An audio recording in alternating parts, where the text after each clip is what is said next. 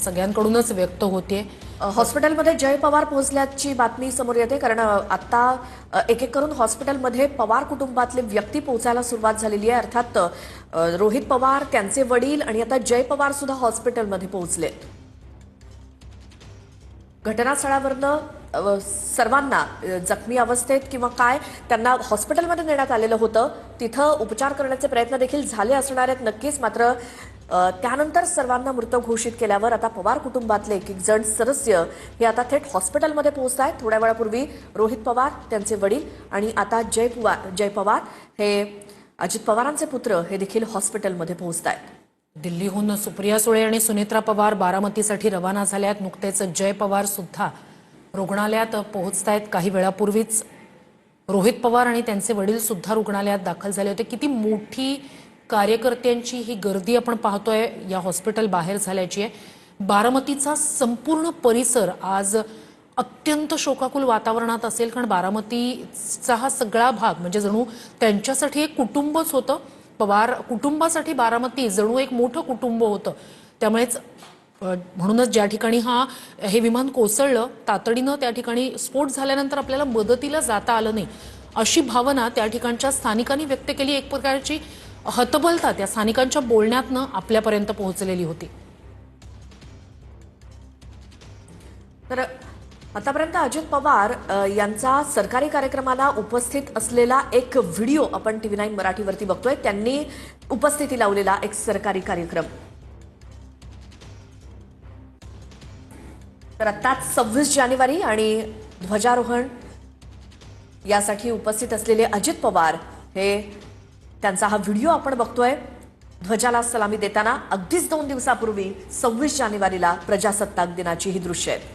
पुण्याचे ते पालकमंत्री 2004 ते 2014 पर्यंत ते पुण्याचे पालकमंत्री होते आणि त्यानंतर आता सुद्धा ते पुण्याचे पालकमंत्री होते आणि त्याच पालकमंत्री या नात्यानं प्रजासत्ताक दिनी त्यांनी तिरंग्याला सलामी दिलेली होती। त्या ठिकाणचा जो शासकीय कार्यक्रम असतो त्या कार्यक्रमातली ही दृश्य 26 जानेवारीला आपण टीव्हीवरती ही सगळी दृश्य पाहिलेली आहेत। अजित पवार हे पुण्यामध्ये पालकमंत्री या नात्यानं ध्वजारोहणाच्या कार्यक्रमाला उपस्थित होते।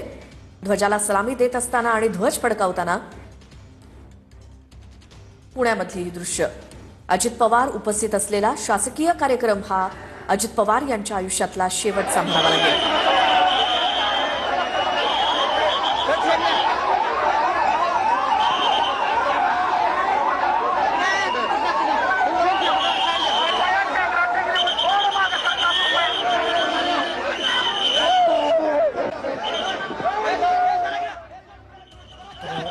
जय पवार रुग्णालयात पोहोचलेले आहेत।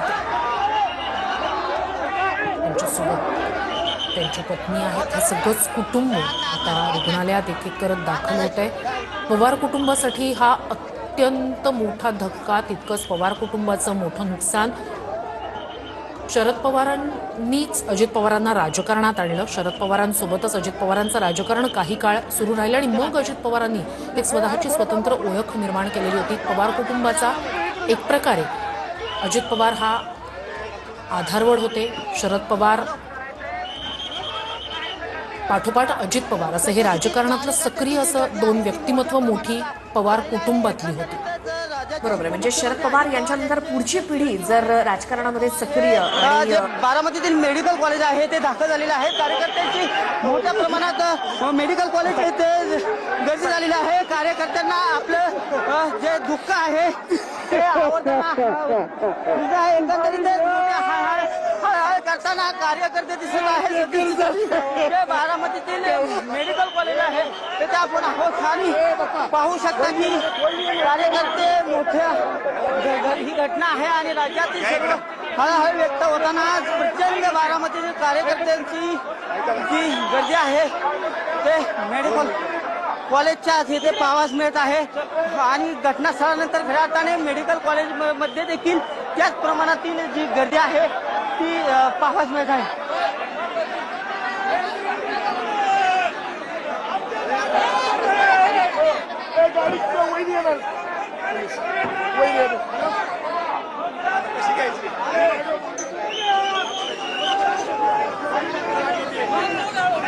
हॅलो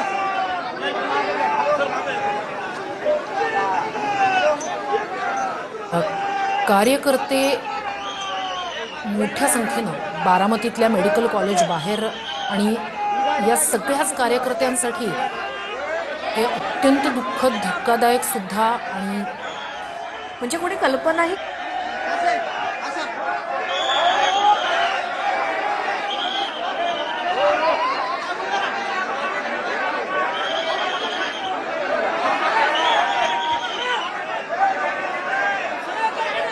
जायचं आपण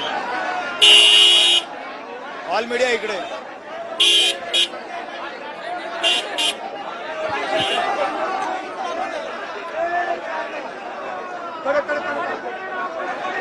अरे तुम्ही पण मध्ये.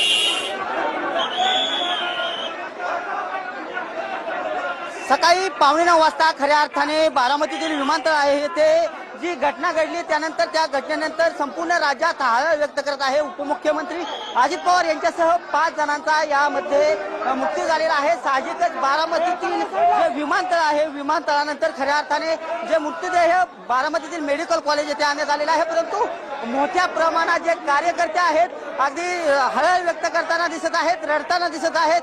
संपूर्ण अगदी बारामती परिसर असेल किंवा राज्यातील मोठ्या प्रमाणात जे कार्यकर्ते आहेत ते बारामतीतील मेडिकल कॉलेज येथे दाखल झालेले आहेत आणि थोड्याच वेळापूर्वी राज्याचे उपमुख्यमंत्री अजित पवार यांचे जे चिरंजीव आहेत जय पवार हे देखील थोड्याच वेळापूर्वी दाखल झालेले आहेत, परंतु कार्यकर्त्यांच्या भावना आहेत ह्या मोठ्या प्रमाणात हळहळ व्यक्त करताना दिसत आहेत। एकंदरीतच संपूर्ण राज्यात या घटनेची हळहळ व्यक्त होत आहे। खऱ्या अर्थाने उपमुख्यमंत्री अजित पवार यांच्या आज बारामतीमध्ये सभा होणार होत्या आणि सकाळी 9:15 वाजता घटना घडलेली आहे आणि ही घटना बारामतीतील जे विमानतळ आहे विमानतळ शेजारी गोजूबाई जी गावपट्टी आहे या ठिकाणी घडलेली आहे आणि खरंच झाल्यानंतर खऱ्या अर्थाने विमानाने पेट घेतला आणि यामध्ये उपमुख्यमंत्री अजित पवार यांच्यासह 5 जणांचा मृत्यू झालेला आहे आणि साहजिकच बारामतीतील जे घटनास्थळ आहे आणि सध्या जे मेडिकल कॉलेज आहे ते मेडिकल कॉलेजच्या ठिकाणी मृतदेह आणण्यात आलेला आहे, परंतु जे नागरिक आहेत कार्यकर्ते आहेत संपूर्ण राज्यभरातून गर्दी येथे झालेली आहे आणि कार्यकर्ते मोठा टाहो फोडताना दिसत आहेत, दुःख व्यक्त करताना दिसत आहेत।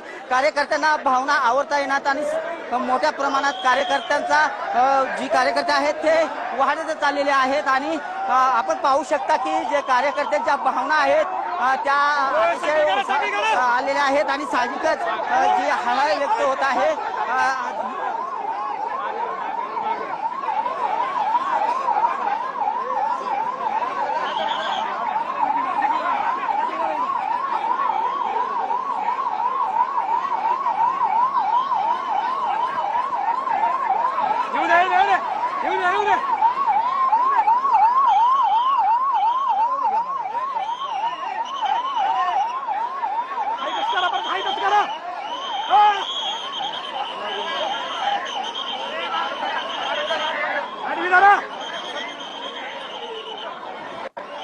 बारामतीतलं हे मेडिकल कॉलेज आहे जिथे